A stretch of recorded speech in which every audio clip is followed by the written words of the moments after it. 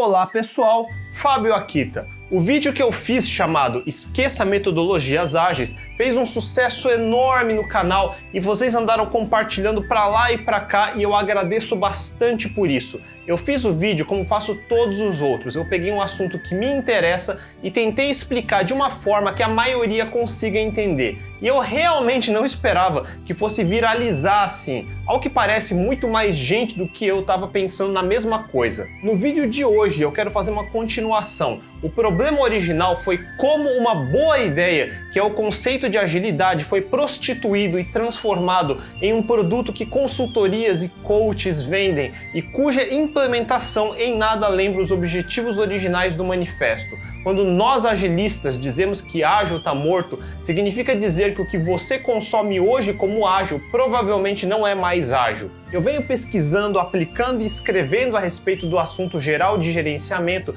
faz mais de 10 anos. Se você entrar no meu blog na URL akitaonrails.com/management, vai encontrar artigos e traduções que eu acumulei desde 2007 até pelo menos 2017. Recomendo dar uma olhada nesse material também. E à medida que os termos de agilidade se tornaram diluídos ao ponto de quase não reconhecermos mais, assim também aconteceu com outros conceitos do passado, como o Lean da Toyota, que hoje virou o irreconhecível Kanban ou Lean Startup.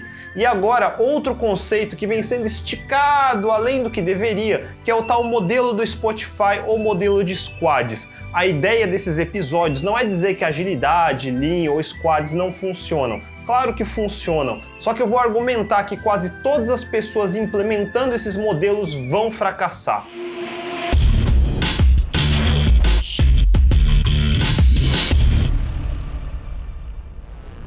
E o que é o tal modelo do Spotify? Eu não vou explicar em detalhes, porque assim como Scrum ou Lean, você pode ir no Google e vai achar dúzias e dúzias de posts de blog, palestras e até eventos repetindo as estruturas como se não houvesse amanhã. Então vou resumir. Todo mundo a essa altura já conhece o conceito de equipes cross-funcionais ou feature teams, que no Spotify eles decidiram chamar de squads. São como unidades de negócios numa organização em matriz, estrutura que se conhece desde os anos 80 por causa da Digital Equipment Corporation ou DEC. Teoricamente, um squad é responsável por uma funcionalidade ou feature inteira, do design, programação até deployment. Por exemplo, um squad que lida só com a feature de playlist ou outro só com a organização de álbuns. Você também pode ter 2 ou mais squads que no fim acabam lidando com a mesma funcionalidade ou experiência do usuário. Então, esses squads se coordenam no que eles chamaram de tribes. Cada squad é composto por profissionais de diferentes capacidades. Então, além do Product Owner ou PO, você pode ter um designer, 4 programadores, 2 DevOps, um tester e assim por diante. 2 ou mais testers de múltiplos squads formam outra organização horizontal chamada chapters. Por exemplo, chapters de Devs Front-End ou chapters de QA. E por fim, você pode ter grupos com interesses similares, mas não necessariamente do mesmo squad e nem do mesmo chapter. E para isso eles se organizam em guilds. Em termos de estrutura é só isso. Basicamente você chama departamentos de chapters, unidades de negócio de squads, ou tribes e grupo do bebedouro ou cafezinho de guilds e boom, temos o modelo do Spotify. Mais importante do que a estrutura são os princípios, e aqui a coisa fica mais interessante. Nenhum dos pontos que o Spotify listou no seu modelo são novidades ou tão errados. São todos os mesmos pontos que qualquer um que já tenha lido The Mythical Man Month, Extreme Programming, The Pragmatic Programmer, Continuous Delivery do Martin Fowler e mesmo os originais de Scrum do Ken Schwaber ou Feature Driven Development do Jeff DeLuca e Pete Code já ouviram falar várias vezes. Quando o Spotify fala de Release Trains, Feature Toggles ou Feature Flags, é todo o conceito de Continuous Delivery. Para chegar ao nível de Continuous Delivery, você precisa ter tudo que o Extreme Programming já ensinou, incluindo Continuous Integration. Como eu disse no começo, o modelo Spotify não tem nenhum problema em si. Ele é meramente uma descrição do estado que supostamente estava a organização do Spotify por volta de 2012 a 2014, que foi quando eles soltaram o post de blog com o paper descrevendo o modelo e quando Henrik Kniberg começou a palestrar e evangelizar o modelo em eventos de agilidade. Eu fico pasmo vendo gente agora em 2019 vendendo explicitamente a implementação do tal modelo Spotify, quando temos pessoas como Martin Florian, diretor de engenharia do Spotify, explicitamente explicando em palestra que não existe um modelo Spotify. This is super interesting. Fred, earlier today, mentioned something super interesting. He mentioned that there is an opportunity for your process and your environment to be misaligned. And this is sadly what I have seen many, many times when people took this paper, which wasn't really entirely true back then, and certainly has no bearing to how Spotify works today anymore, and try to copy that. Because you end up with a structure and a process that probably doesn't fit your environment. Eu vou deixar linkado a palestra dele do ano passado, onde ele mesmo diz que o que estava no paper de 2012 sequer descrevia corretamente como as coisas eram em 2012 e certamente já é diferente de como estava em 2018. Por isso eu disse supostamente agora há pouco. You know these names, tribes and chapters? Do you know why we pick those names? Does anyone have any idea? No.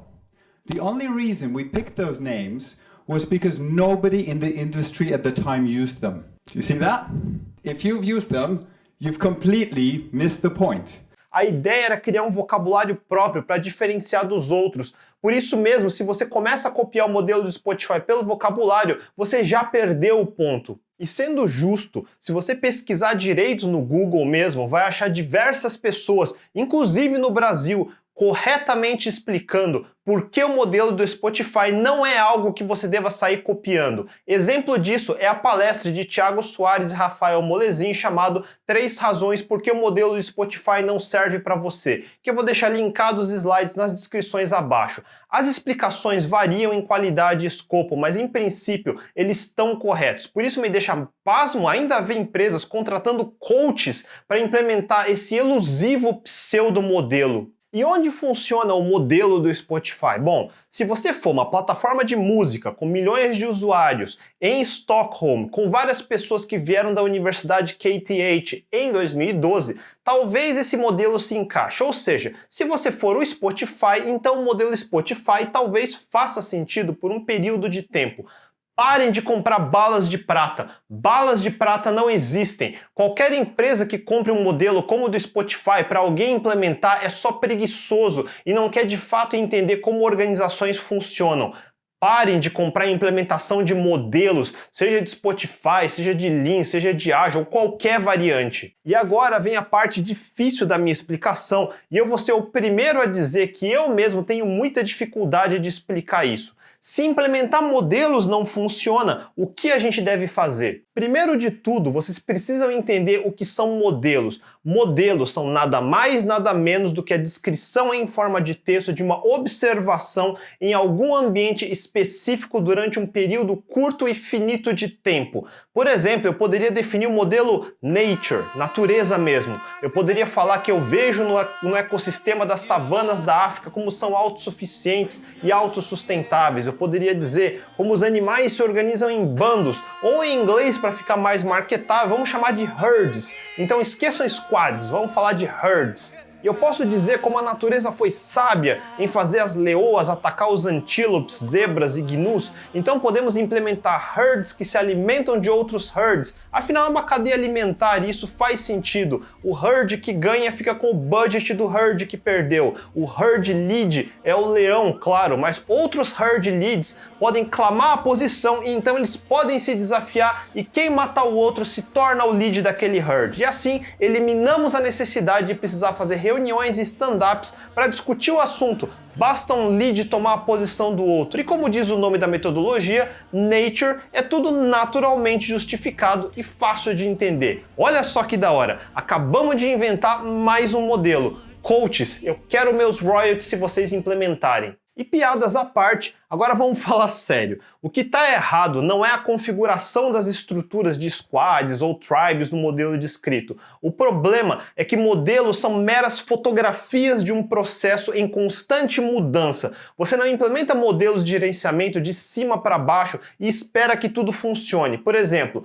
eu sou uma instituição que por N motivos é gigante, uma instituição financeira, vamos dizer. Ao longo dos anos acumulamos 4.000 funcionários, só que a cada ano a entrega das coisas fica mais lenta e mais custosa. Enquanto isso, essa nova onda de fintech está aí, atacando sem parar, sendo mais rápidos e mais eficientes. Precisamos evoluir. E para evoluir, o que fazer? Ora, vamos ver os modelos que tem no mercado e reconfigurar todas as nossas equipes. Vamos desintegrar as unidades de negócios e departamentos que temos hoje, dividir todo mundo em equipes cross-funcionais, mudar fisicamente o lugar de todo mundo em squads. E pronto, agora vamos começar a entregar com velocidade de startup. Menos. Bem menos. Em qualquer implementação desses tipos de modelo, você sempre vai ver alguns resultados muito acima da média, com alguns resultados medíocres ou bem abaixo do esperado. Daí você escolhe os resultados ruins, reporta os bons para a diretoria e para o conselho e a vida segue. O problema é o seguinte, em qualquer empresa, se você implementar qualquer modelo dessa forma, você vai sim ver algum resultado, especialmente se sua empresa era uma porcaria para começo de conversa.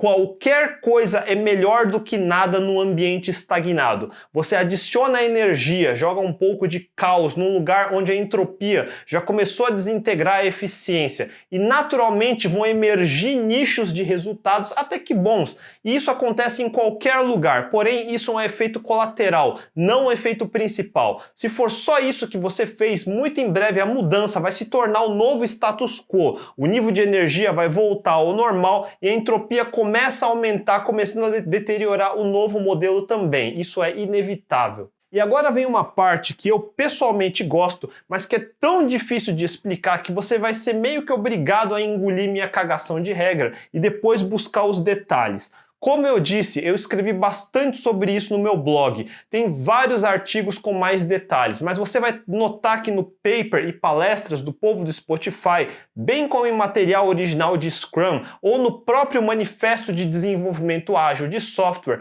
um termo que aparece bastante é auto-organização. E em alguns lugares aparece o termo Complex Adaptive Systems. E com mais frequência, mas sempre interpretada da maneira errada, aparece a palavra autonomia. Esqueça todas as estruturas, squads, chapters, sprints, scrums, kanban, Six Sigma e qualquer outra coisa. Enquanto você não entender o que é auto-organização, nada mais interessa. Complex Adaptive Systems, ou sistemas adaptativos complexos, é um termo que vai aparecer em lugares tão diferentes quanto biologia, física, matemática. Se eu for explicar de maneira muito grosseira, vamos pensar no seguinte: o que estamos tentando fazer é criar uma organização o mais eficiente possível. E o que são organizações? São formas de organizar pessoas em torno de algum objetivo em comum. Ou, mais corretamente, são formas que as pessoas se organizam para atingir algum objetivo. Complexo não quer dizer difícil ou que você precisa de um PhD para entender. Pense num sistema como um grupo de agentes, onde cada agente tem possibilidade de se comunicar com outros agentes.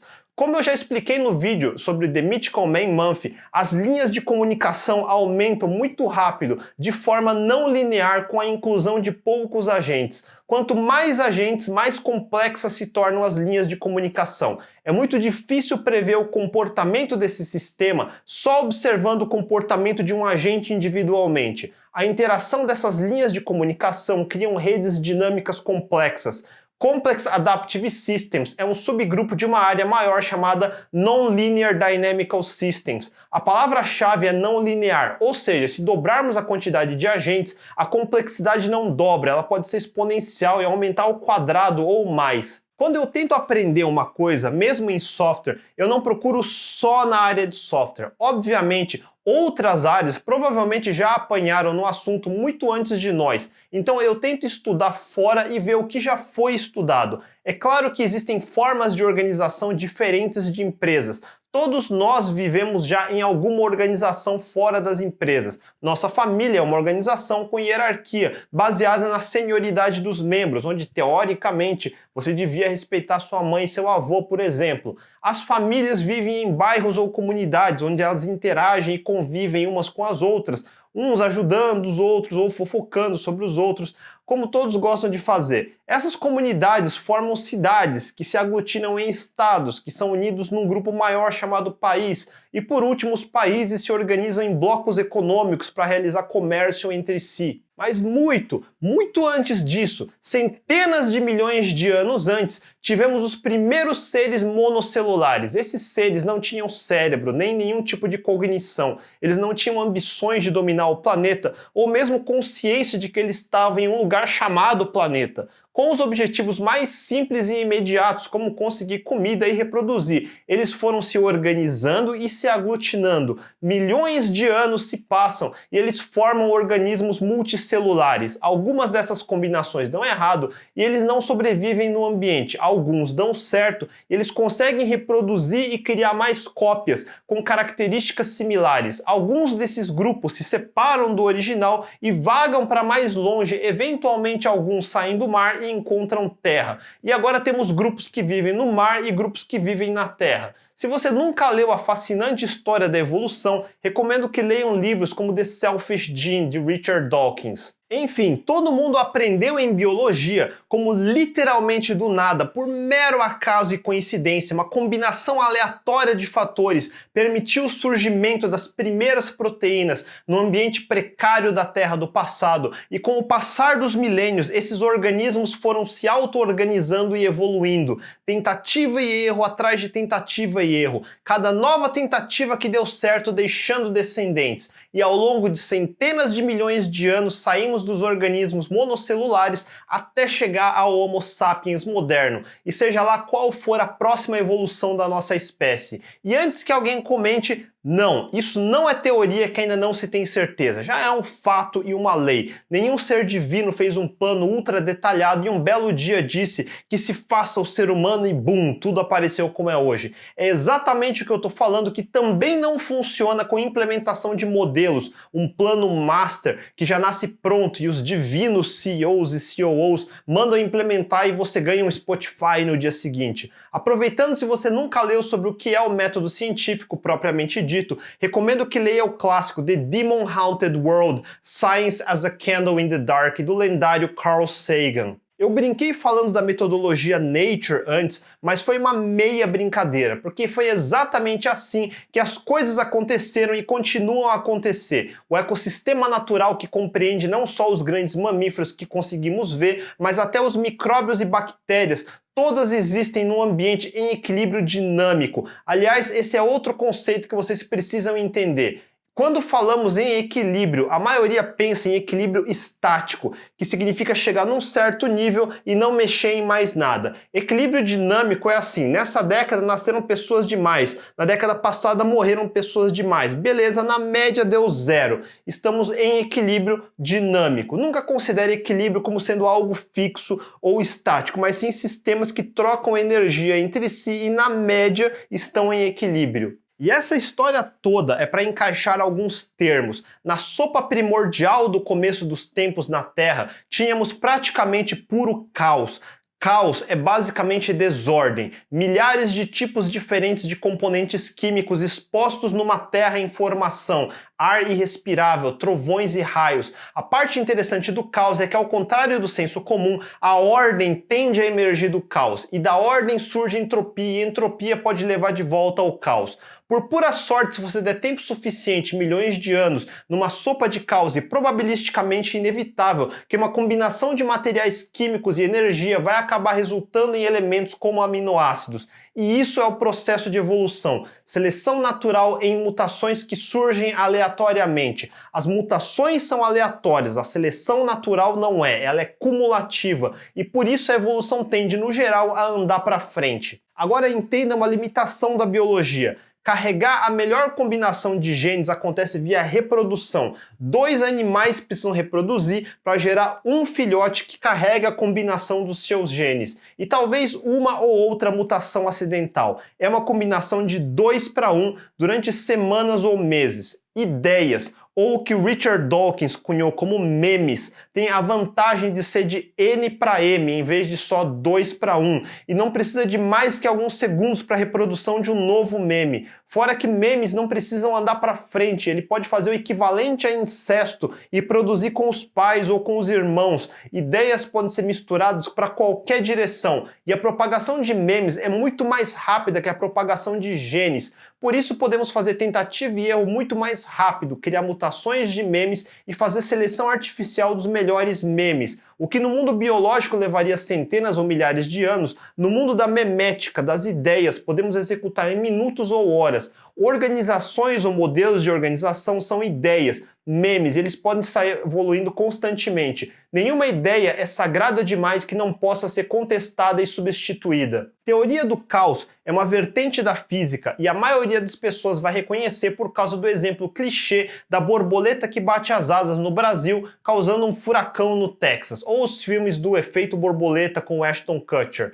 A ideia de que um pequeno evento causa efeitos em cascata imprevisíveis. E é isso mesmo, sistemas dinâmicos que são altamente sensitivos a condições iniciais, embora aparentemente aleatórios, começam a demonstrar padrões emergentes, constante feedback loops, que é outro termo usado na palestra do Spotify, repetição, autossimilaridade, fractais e, por fim, auto-organização. Nós estamos acostumados a criar correlações entre causa e efeito de forma linear. É a descendência do pensamento determinista de René Descartes, melhor representado pelas equações da física de Isaac Newton. A física de Newton descreve um mundo determinístico. Se eu souber a posição inicial, velocidade inicial e a aceleração de alguma coisa, eu consigo saber onde no futuro esse alguma coisa vai estar com precisão. Eu consigo saber onde certo planeta vai estar com precisão daqui a 50 anos. Se você parar para pensar nisso, seu pensamento foi naturalmente treinado para pensar em determinismo, previsibilidade e praticamente a acreditar em destino. Porém, o mundo real não é tão determinístico assim, especialmente depois da teoria da relatividade e física quântica. Aliás, aqui tome muito cuidado. Você tem certeza que está vendo um charlatão quando ele aplica conceitos de física quântica no mundo macroscópico. Entanglement só existe no mundo subatômico. Então esqueça essas teorias New Age de consciência coletiva e coaches quânticos. Trabalhos como esse, ou esse, são todos bullshit de pseudo-quânticos e pseudociência. Agora, o comportamento de animais no ecossistema, o comportamento de seres humanos em mercados, o comportamento de partículas subatômicas, o comportamento da luz ao redor de um buraco negro, tudo isso não é trivialmente determinístico. E agora temos diferentes escolas como modelos para entender essas coisas, em particular, teoria do caos. Existem alguns autores que eu vou recomendar que vocês leiam se tiverem interesse nesse tipo de assunto. Chaos, The New Science, do James Gleick. Se você não sabia, o personagem Ian Malcolm, de Jurassic Park, foi inspirado em Gleick, um autor extremamente importante para entender sistemas não lineares e emergência é Steven Strogatz, começando com Non-Linear Dynamics and Chaos, e daí Sync, How Order Emerges from Chaos in the Universe. Strogatz foi mestre de outro autor importante para entender como as ideias de sistemas não lineares afetam relacionamentos em grupos, que descrevemos como redes ou networks. Duncan Watts, que escreveu sobre o famoso Six Degrees, The Science of a Connected Age. Se você já ouviu falar sobre os 6 graus de separação e por que isso acontece, recomendo ler Watts e outro autor importante, Albert Laszlo Barabasi, com esse seu excelente livro Linkage. E finalmente, para os mais inclinados à matemática, provavelmente um dos nomes mais importantes na área, que é Paul Erdős. Agora, como todo esse mambo-jumbo de ciências se encaixa na nossa discussão de modelos de organizações? Simples, porque para todos os efeitos, especialmente quando você tem um número grande de pessoas, você pode tentar usar os efeitos de emergência e auto-organização. Em teoria do caos, pense em caos quando você tem desordem entre um número grande de agentes. E agentes podem ser qualquer coisa, um micróbio, um animal, um ser humano ou até mesmo um ser inanimado, nem precisa estar vivo. Steven Strogatz tem um vídeo interessante sobre a emergência do TED Talk de 2004, uma época onde TED Talks ainda valiam alguma coisa. Eu gostava muito de mostrar em palestras que eu fiz até 2009. Nós tendemos a achar que sistemas tendem a aumentar sua entropia e isso leva inevitavelmente à desordem. A entropia no universo tende sempre a aumentar e por isso não é tão óbvio de entender que ordem pode emergir desse caos. Mas sem entrar em muitos detalhes sobre a segunda lei da termodinâmica, entenda que o universo como um todo pode aumentar a entropia, mas a entropia em subsistemas menores pode decair e sua ordem pode aumentar à medida que trocamos a entropia de um sistema pelo outro. Recomendo que procure sobre o demônio de Maxwell e a entropia de Shannon, de Claude Shannon, que escreveu sobre teoria da informação. This is from a BBC show called Predators, and what we're looking at here are examples of synchrony that have to do with defense. When you're small and vulnerable, like these starlings or like the fish, it helps to swarm to avoid predators, to confuse predators. Let me just be quiet for a second because this is so gorgeous.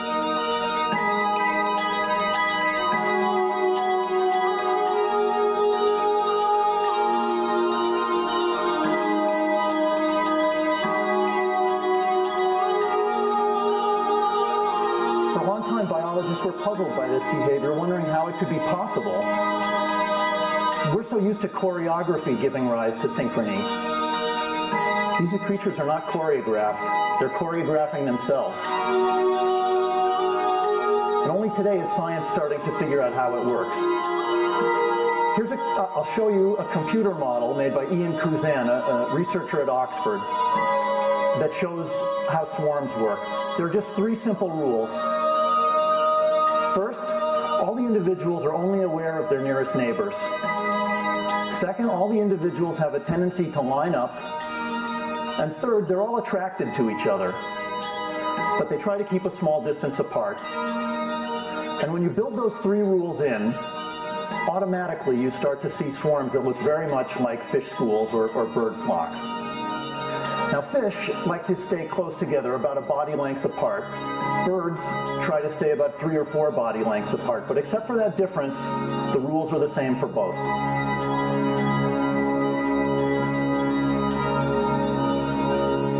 Now, all this changes when a predator enters the scene. There's a 4th rule. When a predator's coming, get out of the way.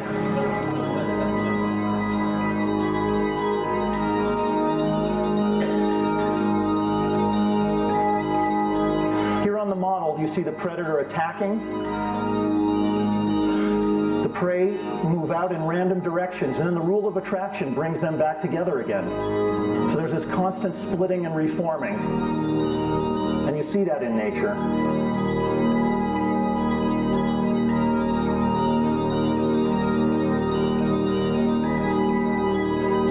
Keep in mind that although it looks as if each individual is acting to cooperate, what's really going on is a kind of selfish Darwinian behavior. Each is scattering away at random to try to save its scales or feathers. That is, out of the desire to save itself, each creature is following these rules, and that leads to something that's safe for all of them, even though it looks like they're thinking as a group. They're not.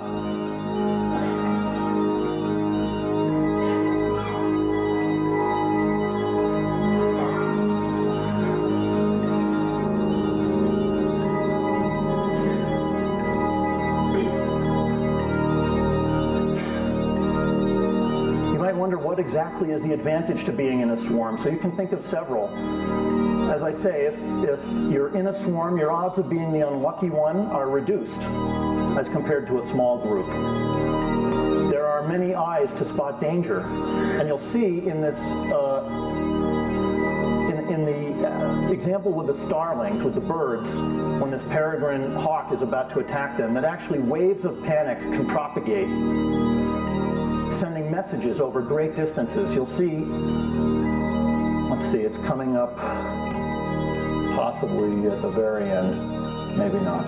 It's information can be sent over a half a kilometer away in a very short time through this mechanism.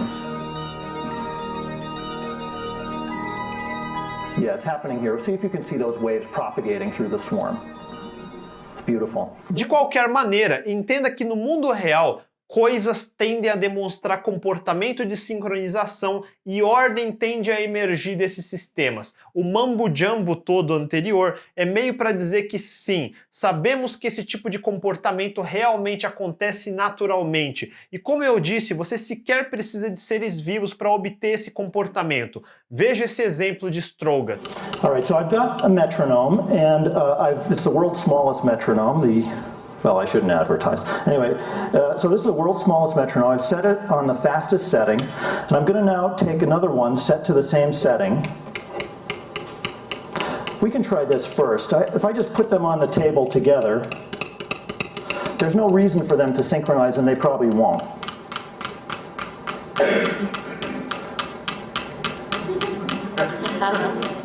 Maybe you better listen to them. I'll stand here. What I'm hoping is that they might just drift apart because their frequencies aren't perfectly the same.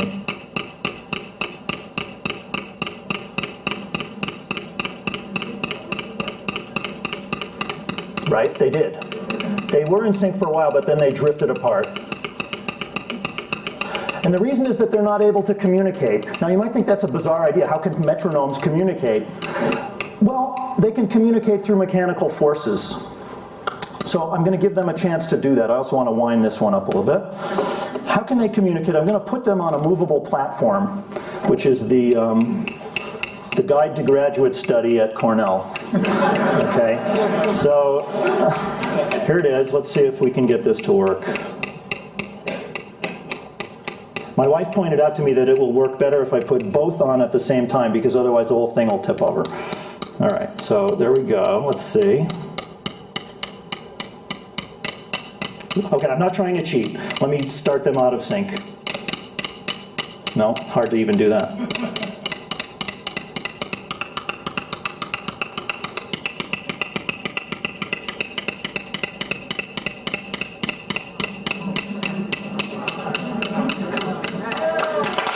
Dude!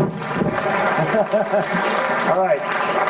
De tudo que já li a respeito, resumindo de forma bem simplória, temos organizações da era da teoria X, onde assumimos que as pessoas que contratamos simplesmente nunca vão ter vontade de realizar nenhum trabalho. Então, criamos estruturas de microgerenciamento para garantir que cada engrenagem da máquina esteja funcionando como deveria, seja numa empresa com 10 pessoas ou com 10 mil pessoas. Colocamos todo mundo em pequenas caixas altamente reguladas e limitadas com o mínimo possível de liberdade. É um sistema de baixa entropia, porém é um sistema com baixas chances de ordem emergente. Pelo contrário, é a que tende a entrar em decadência mais rápido e exige quantidades maiores de energia entrando nesse sistema para manter a baixa entropia. Por isso custa caro, precisamos de grandes hierarquias, enormes quantidades de regras e procedimentos para manter o sistema em ordem. Na teoria Y, as premissas são diferentes. A palestra do Spotify de Martian cita leituras como o livro Drive, de Daniel Pink.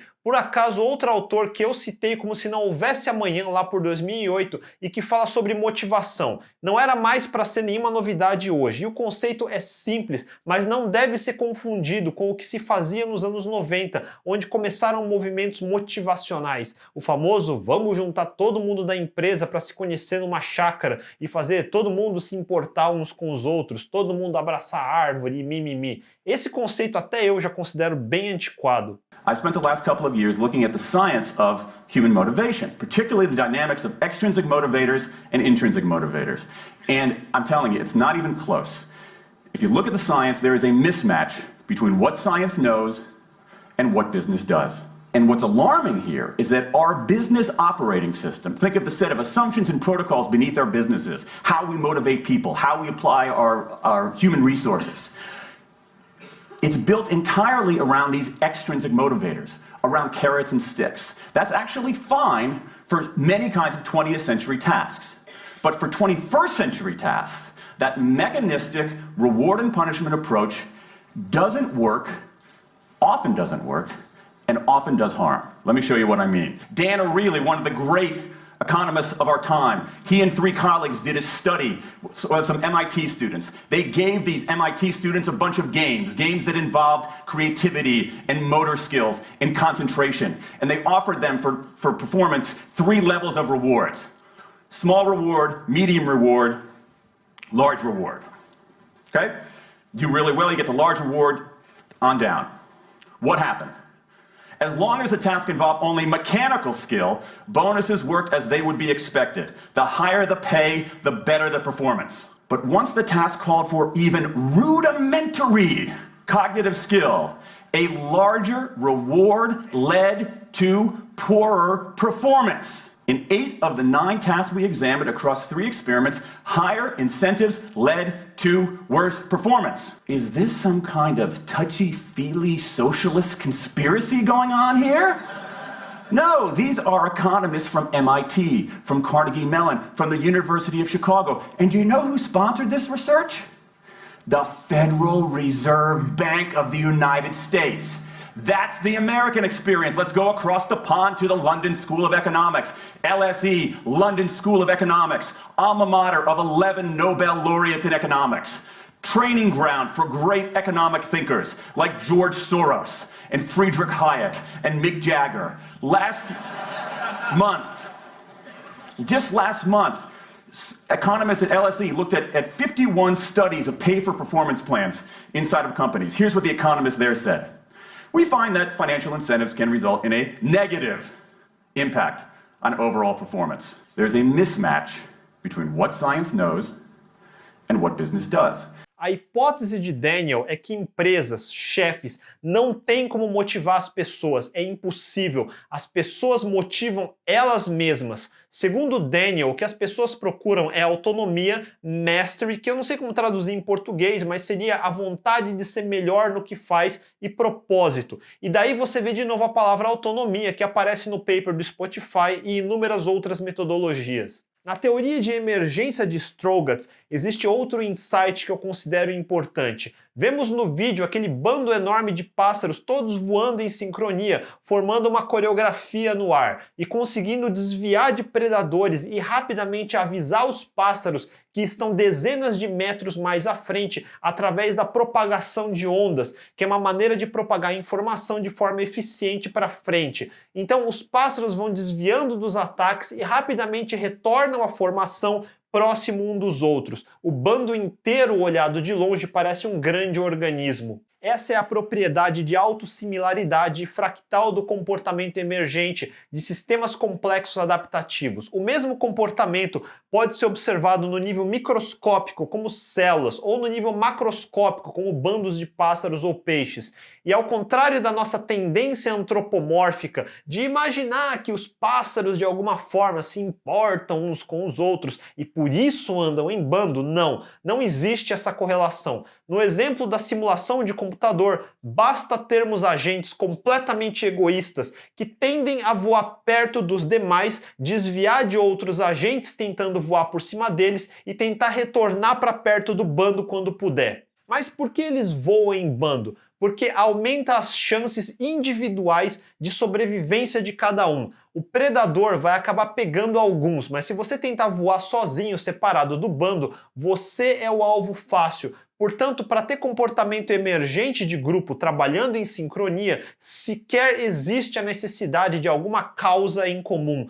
Basta que cada agente do grupo tenha liberdade de reagir em favor de seu próprio interesse individual e encontrar valor em preservar sua estadia no grupo para atingir esses objetivos. E como eu disse, eu poderia ficar semanas esmiuçando todas as vertentes de teoria do caos de Maxwell, Mandelbrot, Lorenz, começar a chegar na física termodinâmica, explorar todas as derivações da segunda lei da termodinâmica, entropia, conservação e transferência de energia, teoria da informação, até esbarrar na teoria quântica com von Neumann.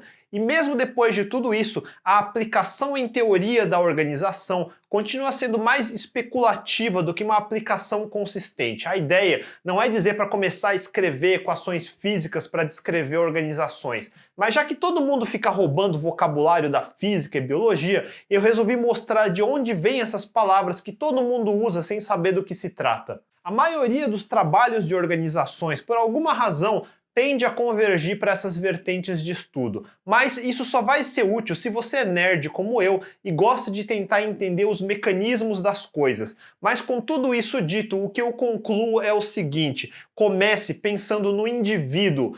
Evite pensar em grupos ou comunidades. Todo mundo gosta de ser politicamente correto, pseudo-socialista, pró-causa social, blá blá blá. Tudo isso é bonito, é marketável, mas falando friamente em organizações são irrelevantes. O erro é tentar formar grupos de cima para baixo. É mais fácil dar a direção e deixar os grupos se formarem sozinhos, emergirem a partir das vontades individuais de cada agente no sistema. Você tem 3 maneiras de obter ordem nesse tipo de sistema. Um deles é de alto gasto de energia, que é via microgerenciamento. Você precisa tornar as coisas difíceis para todo mundo, gastar muita energia para conseguir fazer alguma coisa, e assim você obtém o maior grau de ordem, porém com menor grau de mobilidade. Você estabelece um microestado e cada agente vai ficar preso no mesmo lugar e o sistema fica estático e tende a se linearizar. Você pode ir pelo caminho do mínimo esforço, que seria literalmente apostar no caos e esperar a ordem emergir naturalmente. Porém, a probabilidade de você chegar no microestado dentre milhões de combinações aleatórias diferentes em tempo hábil tende a 0, ou seja, simples anarquia não vai te levar a lugar algum, a menos que você seja muito sortudo, e nem vou dizer que isso não acontece. E por fim, só existe uma outra solução: trabalhar no limite do caos, o Edge of Chaos, em teoria do caos. E aqui eu vou ter que ser nerd de novo. Em termos simples, pensa em transição de fase, de água líquida para cubo de gelo. É uma transição de fase de um estado de maior desordem para um estado de menor desordem. Quando pesquisadores começaram a explorar esse limite entre as fases, começamos a falar sobre adaptação. Adaptação no limite do caos se refere à ideia de sistemas complexos adaptativos de intuitivamente evoluir a um regime próximo às fronteiras entre caos e ordem. Muitos começaram a discutir alguns anos atrás sobre aprendizado no limite do caos.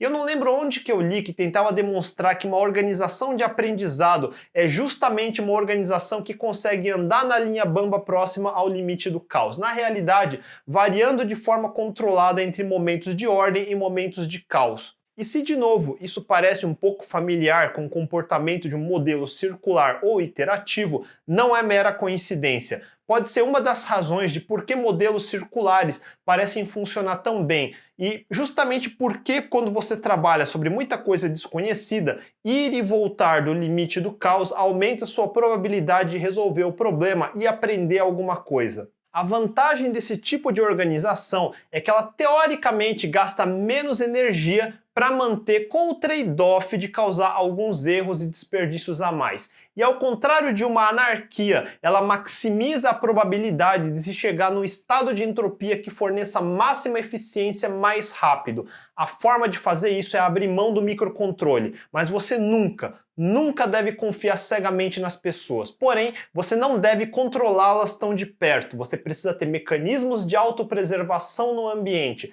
De preferência, deve fazer parte do interesse de cada agente nesse sistema trabalhar somente ao lado de outros bons agentes, assim como no bando de pássaros, não pelo bem da empresa ou qualquer outra causa, mas pelo seu próprio bem, porque não faz bem para a reputação dele estar num grupo de gente ruim, por exemplo. Finalmente, chegando na parte importante, o que o paper do Spotify faz corretamente é falar sobre alinhamento e autonomia. Alinhamento é outro termo vago, mas é basicamente dar direção ao barco. Se os C-level da empresa não sabem para onde o barco deve ir, fudeu, para todo mundo. Mas partindo do princípio que a direção está clara, você pode dar autonomia aos funcionários para atingir esses objetivos da forma como quiserem. Mas não de qualquer jeito. Direção exige regras claras. Não se trata de criar organizações democráticas ou holocracias. Na prática, nenhum funcionário jamais deve ter autonomia completa numa empresa.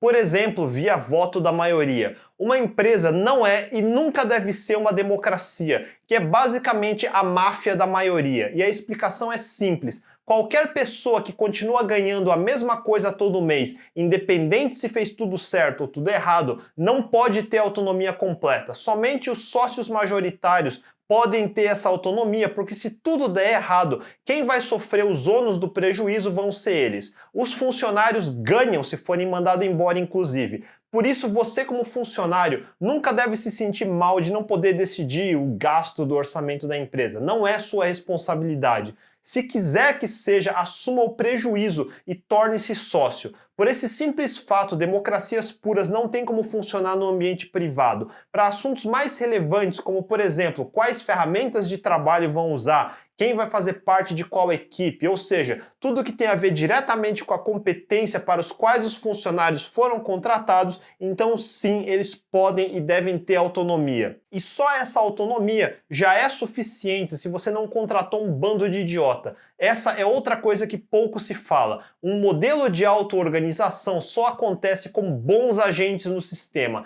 Agentes que não se sabotam e atiram no próprio pé sem perceber. Novamente, definir o que são boas pessoas é complicado. A maioria das pessoas de recursos humanos é incompetente em reconhecer boas pessoas, porque elas procuram ou por quantidade de capacitações e experiência, ou personalidade das pessoas, se elas parecem boazinhas ou simpáticas. E nenhuma das duas coisas está correto. Boas pessoas são aquelas que procuram mastery. Se você assistiu meus vídeos nesse canal, já deve ter ficado muito claro que eu estou tentando falar com um tipo muito específico de profissional, e não com todos. Os que programam ou estudam programação porque gostam de programar. Não importa se vai trabalhar num produto unicórnio ou num legado de repartição pública. Não importa se vai ganhar 4 dígitos ou 6 dígitos de salário por mês. Claro, todo mundo gosta de reconhecimento, mas não é esse o drive, mas sim o mastery. E por causa disso também não gostam de trabalhar com pessoas medíocres do lado deles. E não gostam de coisas mal feitas dos outros. E se puder, vai ajudar os demais ao redor espalhando conhecimento. Ou se isso não der certo, vai expurgar os maus elementos. Mastery. O problema é que somente pessoas que são assim conseguem enxergar outras pessoas que são assim. Como diria Jobs, pessoas A contratam outras pessoas A, pessoas B sempre contratam C. E recursos humanos, desculpem, nesse quesito vocês são C contratando D. Deixa esse trabalho para os A. Partindo da premissa que você contratou gente A e partindo da premissa que você tem direção bem definida, naturalmente uma organização que se parece com squads, tribes e chapters vai emergir. E aqui parece um pouco mágica, mas é basicamente isso. Dê a pessoas A um ambiente A e naturalmente uma auto-organização A vai emergir. E dar um ambiente A não significa piscina de bolinhas ou Xbox na sala comum. Ambiente A significa um ambiente estável e simples, onde salários não atrasam, onde reuniões sem sentido não aparecem aleatoriamente, onde a direção não muda toda hora obrigando o trabalho a recomeçar o tempo todo, onde a comunicação é liberada e não precisa de formalidades, nem rituais, nem reuniões especiais, onde feedbacks podem ser repassados o tempo todo, para cima ou para baixo, novamente sem formalidade de avaliações 360 ou qualquer bullshit assim. Ou seja, onde adultos podem trabalhar como adultos sem babás tentando trocar as fraldas deles toda hora. Outra coisa é quando falamos de transparência, que todo mundo considera importante. Transparência não é terapia de casal para ficar expondo tudo. Informação inútil demais também não ajuda ninguém. No caso de programadores, todo programador deveria ter acesso a todo o código da empresa. Todo DevOps precisa ter acesso a toda a estrutura da empresa.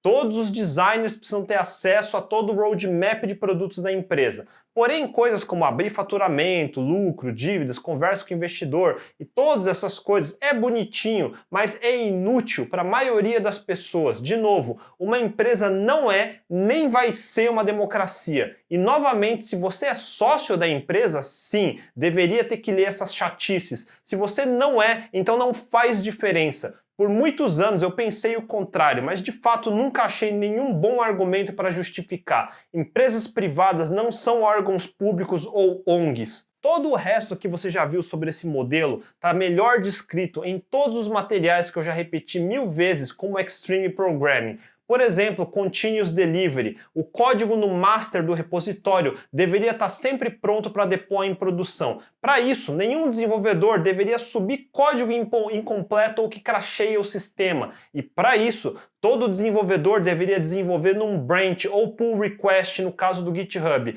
E só quando o código estiver completo, com testes automatizados que passam pelo sistema de integração contínua, só aí ele deveria ser mergeado na master e somente quando pelo menos um colega da equipe revisar. É uma coisa meio básica, bem arroz com feijão mesmo, mas incrivelmente poucas empresas fazem isso. Outra coisa, releases frequentes, porque se demorar demais para lançar em produção, começa a acumular muito código que nunca foi testado de verdade por gente de verdade. E quanto mais demorar, maiores as chances desse deploy falhar. E quanto mais aumenta essas chances, mais todo mundo prefere protelar para fazer deploy e vira um ciclo vicioso. É melhor fazer deploys constantes com bastante frequência. Assim, mesmo se tiver um bug, é mais fácil de reverter e consertar do que lançar uma tonelada de código novo de uma só vez e depois virar um pesadelo para saber o que exatamente quebrou aonde. E é isso que nas palestras do Spotify o CEO fala que eles falham rápido toda hora. Fail fast é um conceito que ficou famoso no Lean Startup, mas não é nenhuma novidade.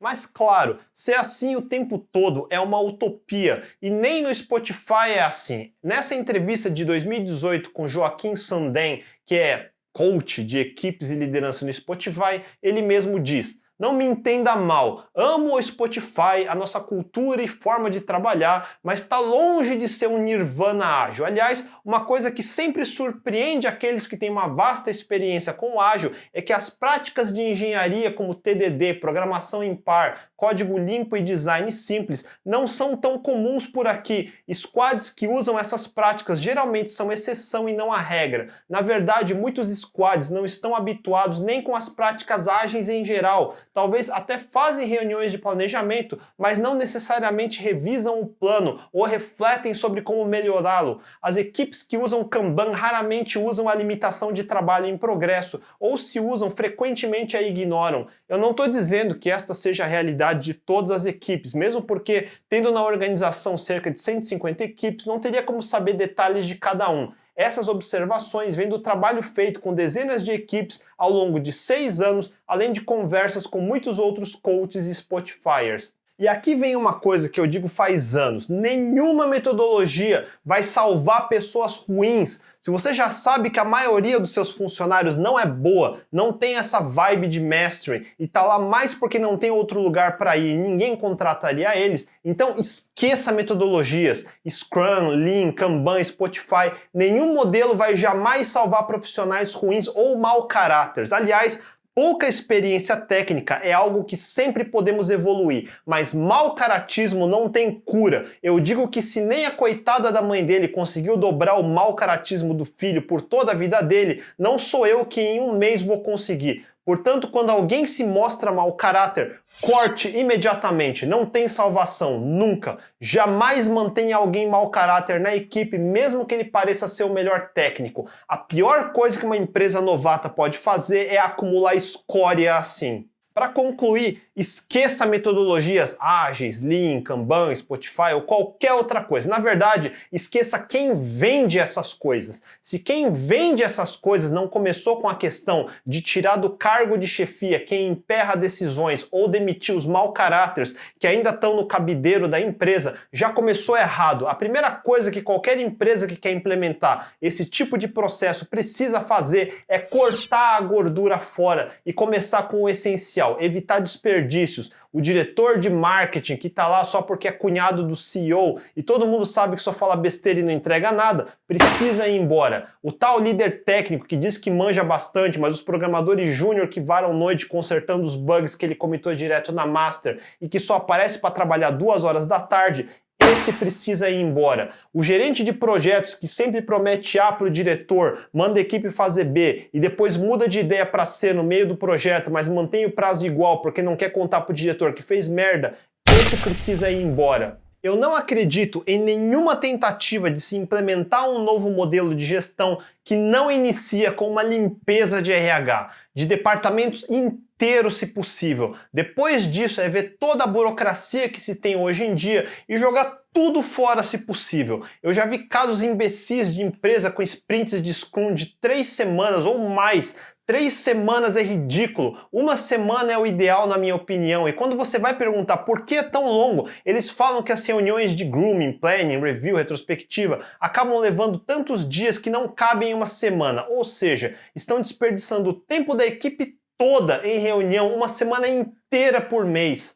E isso tudo porque alguém leu que se deveria ouvir a opinião de todos os membros da equipe toda hora, que é uma desculpa para o PO e para o líder técnico não fazer os trabalhos deles, que é definir exatamente o que se precisa fazer e daí só discutir com a equipe toda quem vai fazer o que e como, o que deveria ser super rápido. É de novo a falta de alinhamento. Ninguém sabe exatamente que direção precisa ir e na última hora, durante o planning, tem que ficar especulando cenários, começar a fazer para alguém decidir diferente no meio e aí ter que parar tudo e recomeçar. Daí, claro, 3 semanas de sprint, 6 semanas de sprint, não importa, você nunca vai ser ágil.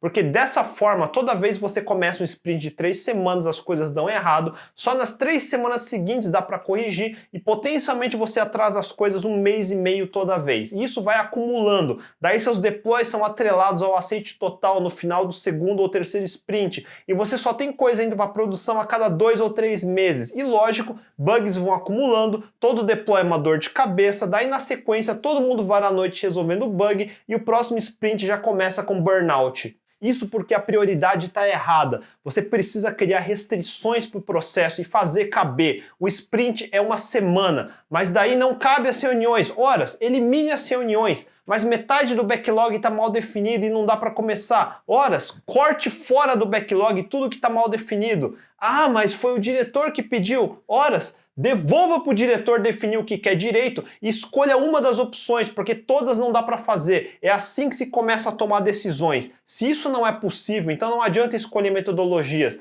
A fundação da empresa está podre. Começa se livrando desse diretor e metade dos problemas vão embora. Squads não vão ajudar. É como o caso de microserviços, que eu gosto de comentar como sintoma de más empresas. A lei de Conway é outra lei das antigas, que até hoje todo mundo cai nela. Melvin Conway postulou que qualquer organização que desenvolve sistemas vai inevitavelmente produzir um design que reflete a estrutura de organização da empresa. Microserviços ficaram famosos porque ela aparentemente resolve um problema em organizações, a inabilidade de 2 equipes de colaborarem entre si. Qual é a melhor solução? Cada um cria seu próprio microserviço e eles não precisam colaborar agora. Uma organização com 10 equipes cria 10 ou mais microserviços. Claro, existem usos legítimos de microserviços, mas é muito mais comum ver eles sendo usados como tapa-buraco em problemas de organização. Toda implementação de bala de prata é alguém incompetente querendo esconder sua incapacidade através da muleta de uma metodologia. Daí, quando tudo der errado, você sempre pode dizer: ah, mas a culpa não foi minha, nós seguimos todos os passos da metodologia, então outra pessoa deve ter implementado um passo errado. E pronto. Todo mundo vai ficar discutindo ad eternum sobre especificidades de uma metodologia genérica e ninguém vai ter o culhão de discutir o elefante no meio da sala. Foda-se a metodologia. Qual é o problema real? É a quantidade de bugs em todo release? É a demora em se fazer deploys? É a quantidade de mudanças frequentes no backlog a cada sprint? Defina o problema objetivamente e ataque um de cada vez. Se fizer dessa forma, um modelo de organização naturalmente vai emergir. Mas comece eliminando desperdícios e contratar coaches é um desperdício. Se você como diretor ou C-level não fez merda demais, você já deveria ter tech leads ou similares na empresa que sabem o que precisa ser feito, mas não podem porque você enterrou todos eles em burocracia ou em backlogs impossíveis e estão todos varando noite correndo atrás do próprio rabo. A coisa mais óbvia, desatola eles, assuma o prejuízo de fazer isso do que jogar dinheiro fora numa consultoria de agilidade que, se eles fizessem o trabalho deles direito, deveria te dizer para fazer exatamente isso. Desatole seus líderes e deixe eles fazerem o que eles já sabem que precisa ser feito. Por fim, o próprio Spotify vem repetindo ao longo dos anos que nem eles seguem o modelo que eles mencionaram em 2012 e nem deveriam, porque qualquer organização que esteja seriamente pensando à frente em sua qualidade e eficiência está mudando as coisas o tempo todo. Um modelo, assim como a tal cultura que todo mundo adora ficar falando em palestra ou post de blog, é nada mais do que uma fotografia num determinado momento. Toda cultura muda. Cultura é simplesmente o conjunto de costumes e valores de um grupo num determinado local, num determinado momento do tempo. Em 2019, a maioria das pessoas que trabalhavam em 2012 talvez nem esteja mais lá. A cultura com 100 pessoas e com 2.000 pessoas é diferente. Não se pode nunca achar que cultura é algo que vai ser preservado ou mesmo que deve ser preservado. Pelo contrário, é algo que deve estar em constante mudança. Por isso eu acho meio idiota quando uma pessoa quer entrar numa empresa pela cultura que ela leu num post de blog. Em Lean se popularizou um conceito que é melhoria contínua. É a única coisa importante depois de evitar desperdícios, Kaizen. Incentivar as pessoas a errar rápido, aprender com os erros, ensinar os outros e não errar a mesma coisa na próxima vez. É meio óbvio, mas parece que tudo que é óbvio precisa ser explicitamente dito numa organização. E esquece Kanban,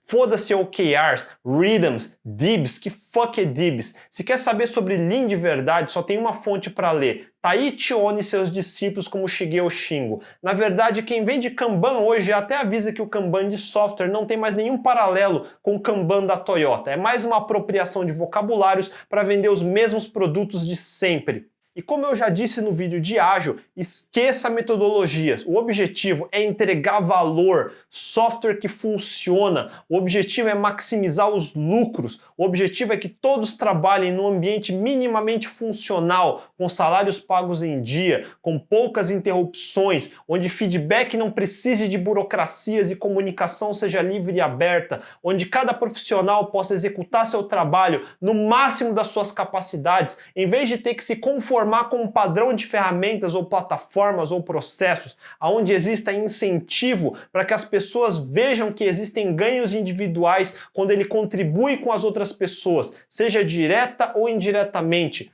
Use a ambição do indivíduo em prol da organização, em vez de tentar convencer as pessoas a participar de um grupo só porque é politicamente correto colaborar com os outros. E principalmente, demita esse maldito CMO ou CFUCO ou VP de sei lá o que só atrapalha, só toma decisão errada e só fica inventando de implementar o próximo squad da moda. Não menos importante, na dúvida, sempre se lembre, um Scrum Master, um Agile Coach, um arquiteto, um Chapter Lead ou qualquer coisa assim que vem cagar regra em programação e nunca ele mesmo programa e não consegue se expressar em código para explicar o que quer, não tem lugar numa equipe de desenvolvimento de software. E para finalizar, tudo que falamos até agora não é novidade para quem leu o Manifesto de Desenvolvimento de Software Ágil de 2001. Ele tem os famosos 4 valores, mas também tem 12 princípios, você lembra? Vamos ver alguns deles e você vai ver como tudo que aparece no modelo Spotify e outras metodologias vem de lá também. Entregar software funcionando com frequência na escala de semanas até meses, com preferência aos períodos mais curtos. Olha Continuous Delivery. Pessoas relacionadas a negócios e desenvolvedores devem trabalhar em conjunto e diariamente durante todo o curso do projeto. Olha squads aqui. Construir projetos ao redor de indivíduos motivados, dando a eles o ambiente e suporte necessário e confiar que farão seu trabalho, voltando ao ponto de autonomia e alinhamento. O método mais eficiente e eficaz de transmitir informações para e por dentro de um time de desenvolvimento é através de uma conversa cara a cara, ou seja, sem rituais, simplesmente fala. Software funcional é a medida primária de progresso. Esse é o objetivo, software que funciona e não estruturas de controle. Contínua atenção à excelência técnica e bom design aumenta a agilidade, que é o pré-requisito a profissionais A. Simplicidade, a arte de maximizar a quantidade de trabalho que não precisou ser feito. E o que eu sempre repito, que o melhor software é zero software. Se não precisa ser feito, não faça. E as melhores arquiteturas, requisitos e designs emergem de times auto-organizáveis. e o manifesto também traz auto-organização. Em intervalos regulares, o time reflete em como ficar mais efetivo e então se ajustam e otimizam seu comportamento de acordo. E aqui é o manifesto remetendo ao princípio de melhoria contínua de Lean. Eu não vi nada de novo e útil surgindo no mundo de teorias de gerenciamento faz mais de 10 anos já. É tudo a mesma coisa que a gente já sabia até o fim do século XX. Em vez de olhar para esse tanto de bullshit, eu quero que pensem em outra coisa. Vejam software livre, código aberto. Você que é uma empresa de desenvolvimento de software tentando implementar squads, scrums, nunca se sentiu meio envergonhado que um grupo aleatório de voluntários que sequer ganha salário consegue se juntar num projeto e entregar código de melhor qualidade do que seus squads com 10 coaches? Quando você se vê conseguindo entregar um framework como o React, quando você se vê entregando um banco de dados como o Redis, quando você se vê entregando um sistema como o Git, você está criando uma tonelada de estruturas inúteis de controle e sequer consegue entregar um formulário de login sem erro. Não está muito claro que as prioridades estão erradas? O mundo de software livre funciona porque ele tem só o mínimo necessário para funcionar. O voluntário consegue baixar o código, rodar os testes e avaliar como prosseguir. Os bugs e roadmap estão expostos de forma transparente no issue tracker e wiki do projeto. Os membros estão disponíveis em mailing lists ou chat. Existe um indivíduo ou grupo que é o ditador benevolente do projeto, que é quem garante a integridade conceitual, como o Fred Brooks já disse que era necessário no The Mythical Man Month. Discussões longas que se arrastam são cortadas por alguém que toma uma decisão. Boa ou ruim, ela é tomada. A principal métrica do projeto é sua utilidade aos usuários. Caso contrário, o projeto simplesmente morre como deveria. E com isso, eu vou fechar o assunto sobre agilidade por algum tempo. Acho que eu já falei tudo que eu queria falar. Prometo não voltar nesse assunto tão cedo, porque eu quero falar de outras coisas mais interessantes. Software. Então, se ficarem com dúvidas, não deixe de mandar nos comentários abaixo. Se curtiram o vídeo, mandem um joinha, assinem o canal e cliquem no sininho para não perder os próximos vídeos. Compartilhem o vídeo com seus amigos para ajudar o canal. A gente se vê semana que vem. Até mais!